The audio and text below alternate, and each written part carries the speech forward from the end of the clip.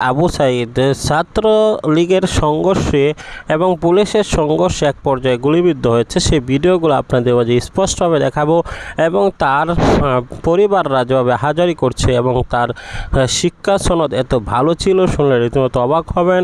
এবং আরও কিছু গুরুত্বপূর্ণ আপডেট রয়েছে, তাই না টেনে ভিডিওটি লাইক করে শেষ পর্যন্ত দেখতে থাকুন। কমেন্টস বক্সে জানাবেন। আমরা ইতিমধ্যে আপনাদেরকে অবগত করেছি যে সারা দেশে তোলপাড় সৃষ্টি হয়ে গিয়েছে কোঠা আন্দোলন নিয়ে। কোটা আন্দোলন নিয়ে যেভাবে সারা বিশ্বে আলোচিত হচ্ছে এবং একের পর এক আলোচনায় এসেছে, সুতরাং বোঝা যায় কোটা সংস্কার আন্দোলন এটা অল্পতে থেমে যাওয়ার মতো নয়। তাদের দাবি আদায় না হলে একের পর এক কোটা আন্দোলন চলতেই থাকবে। এই সব কিছুদিন পরে পরে আবার শুরু হবে।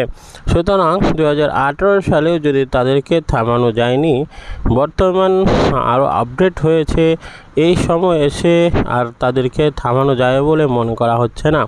কেননা ইতিপূর্বে মুক্তিযোদ্ধাদের সন্তানরা ছিল, এখন মুক্তিযোদ্ধার সন্তানরা নেই। 18 সালে মুক্তিযোদ্ধার সন্তানরা যে সুবিধা পাচ্ছে, এখন তো নাতিরা সেই সুবিধা আরও মেনে নিতে পারবে না ছাত্র নেতারা। কেননা ইতিমধ্যে তারা এটাই দাবি করছে, নাতিদের কোঠার দাবি দেওয়া কোনো অনুগ্রসর নয়, তারা অনুগ্রসর নয়, সেই জন্য অনুগ্রসর হিসাবে তাদেরকে কোঠা দেওয়া ঠিক নয়। আপনার কি অভিমত অবশ্যই কমেন্টস বক্সে জানিয়ে দিবেন। পরবর্তী ভিডিও পাওয়ার জন্য সাবস্ক্রাইব করে বেল বাটনটি অন করে